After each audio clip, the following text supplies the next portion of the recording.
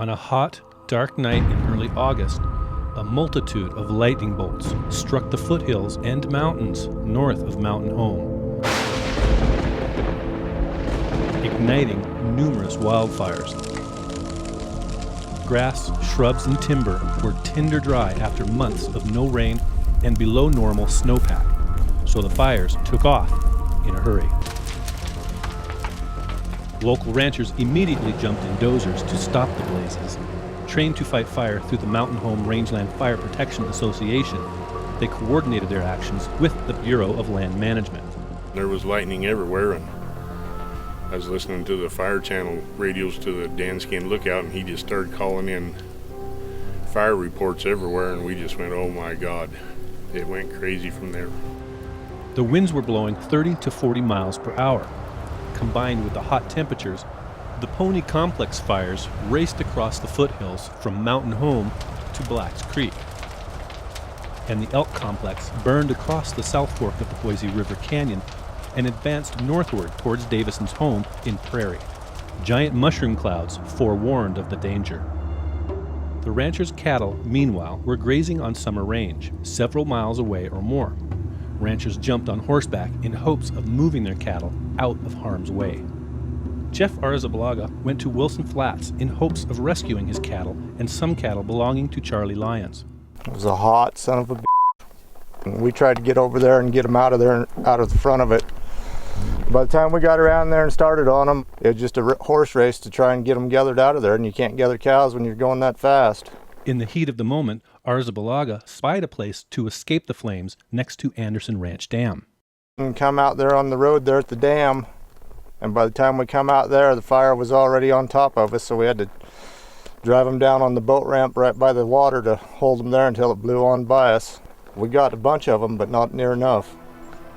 I mean, it come so fast you didn't dare look back. Randy Davison, meanwhile, managed to save some of Lyons' summer range with dozer work, and he and his family tried to save their ranch and neighbors' homes in Prairie.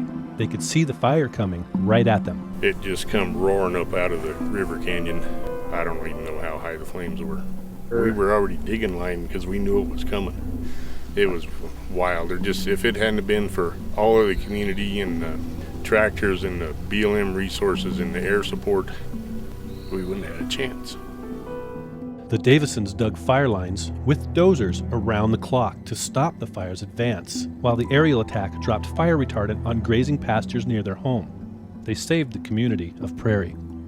On day 3, the Elk Complex fire got worse. Burning 50,000 acres in a single day, it burned over the top of cattle, sheep, wildlife, and charred 38 homes and 43 outbuildings in Fall Creek. Rich Harvey, incident commander of the Elk Complex fire, explained the severe fire conditions. So you've got all this receptive fuel, you've got a lot of heat that's built up from these different lightning strikes, you've got a general uphill topography run, and you've got an up canyon, upslope wind drainage that's pretty much aligned with the prevailing wind direction, and it took off. And you got extreme fire behavior, incredible rates of spread, throwing spots and ember showers out in front of it. You put a big smoke column up, what we call plume dominated. It starts to suck in even more air, and you just, on this day, disaster from a fire spread standpoint, and disaster for anybody really in its way. Several ranchers lost a total of at least 100 cattle to the fires in terms of direct losses, but 2 bands of sheep narrowly escaped the blaze. There was a couple bands of sheep that have been trying to move out of the House Mountain area, trying to get them up and over and out of there. They were actually had to be abandoned by the herders. The good news, a lot of those sheep did show up down here at the reservoir a couple days later, kind of miraculously actually. The fires also burned elk, deer, black bear, grouse, and even osprey. We usually don't see direct mortality on a broad scale associated with fire, with the exception of bears. Black bears tend to climb trees to get away from danger, and we know that's not a very good place to be in a fire. Ranchers like Charlie Lyons had to send over 45 burned cattle to slaughter because of severe injuries. With the burnt cattle and the dead cattle, I'll probably lose a fourth of the herd. I think I'm coming out more fortunate than I expected. But an even larger concern for Lyons, as well as others, is the loss of summer range. From our upper summer country, I lost it all. That means he won't be able to graze his cattle on federal lands the rest of this summer and for the next 2 years to allow time for the range to heal. Mountain home rancher Preston Lord also lost a lot of his summer range. So now we've got to make a plan to figure out where we're going to go with these cows. I don't think it don't pencil to feed $200 hay. I mean, I can't go buy $200 hay. I raise a lot of hay, but when that's done, I'm going to have to probably sell cows. Lyons is still contemplating his options. I haven't got my head wrapped around it yet. I think I'll sell down until I can manage what I have for the next couple of years and maybe get a second job fighting fire. I don't know. In the meantime, officials with the Idaho Department of Agriculture, Natural Resource Conservation Service, the BLM, and the Forest Service were looking into alternative pastures for ranchers. The fires burned the summer range of at least 20 ranchers whose cattle graze on BLM and Forest Service land in the fire zones. Well, if somebody's burned out of their allotment, hopefully there'll be other pasture available. Typically, if we had other vacant allotments on the district or the forest, we could help locate them there if they wanted to. This was a pretty devastating fire for us, so it has burned a majority of our allotments. In the meantime, NRCS has made some conservation reserve farm pastures available on an emergency basis in Elmore County. The Idaho Department of Agriculture has set up a webpage for ranchers needing help. There's information for emergency loans. We've put together contact numbers, people to talk to try to help them through this. The BLM is also looking for vacant grazing allotments, but there isn't much available. By and large, Idaho BLM is fairly fully allocated. There are very few, if any, vacant allotments across the state. Staying off the federal range for 2 years is normally what the agencies prescribe after fires. Typically, we have a policy of 2 years rest, and then we'll go in and evaluate, but maybe some of their pastures didn't burn. So if some of those didn't burn, we can still use those pastures. We hope that we can put livestock back on as soon as possible. It's hard for these folks trying to find other ground to put their animals, and so do what we can. In late August, the Pony and Elk complex fires were contained as they burned into last year's Trinity Ridge fire. All told, they burned a total of 281,000 acres. Now the agencies are evaluating what kinds of rehabilitation measures will be needed. Working with these teams of specialists to say, you know, where should we aerial seed? Where can we disc seed? What kinds of erosion structures do we need to put in place? All to increase the likelihood of, natural revegetation. That is a vital component to restoring an area after wildfire and then getting it back to a point where grazing can come back into its permitted level. Idaho Fish and Game will be seeking volunteers to help plant sagebrush and bitterbrush in the fire zones. We know that winter range is our bottleneck for our mule deer populations. That's where we're really focusing our efforts for habitat improvement and restoration. And so certainly there will be bitterbrush plantings. We need all the help we can get for sage-grouse restoration. Sagebrush is critically important. And so the Office of Species Conservation. In a community meeting in Fairfield, Governor Butch Otter urged the BLM and the Forest Service to do more active range management to prevent large destructive fires. An estimated 24,000 acres of core sage-grouse habitat burned. If you use our management practices to remove the fuel, you don't get those hot burns, and you don't, even when the lightning strikes come through, if some of the fine fuel has been removed, you won't get the kind of fires that we're getting. We're in the process right now of trying to keep the sage hen off of the endangered species list.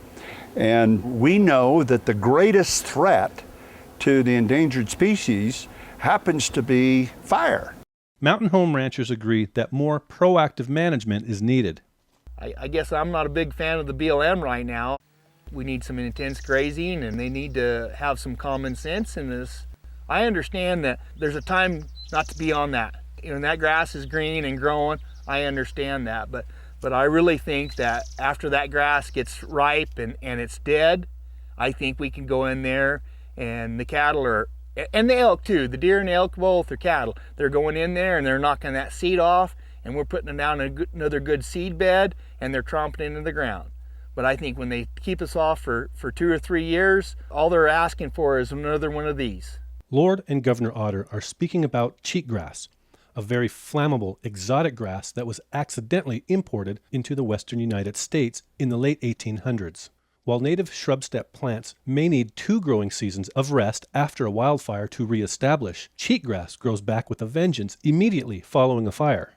If rested for 2 years, cheatgrass fields could be more than a foot high and ready to burn.